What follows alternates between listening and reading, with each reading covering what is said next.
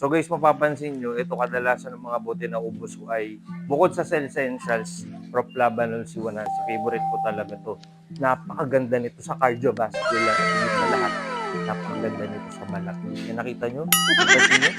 What's up mga ka-Shupid? So welcome to Usana. And nandito tayo ngayon sa part na kung saan gusto ko lang i-share sa inyo na yung mga bote na ginagamit natin, no? Yung mga produkto na kinokonsume natin pag naubos na, ay dito natin pwedeng i-donate.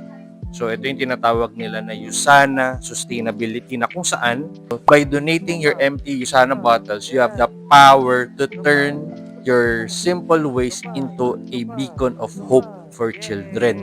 So, ibig sabihin nito, itong mga bote, no, nagiging nagiging upuan. Okay, so good job para sa Usana. Kaya sa lahat ng mga customers natin na gumagamit ng produkto ng Usana, I highly encourage you to donate your bottles para maging upuan na idodonate sa mga kabataan.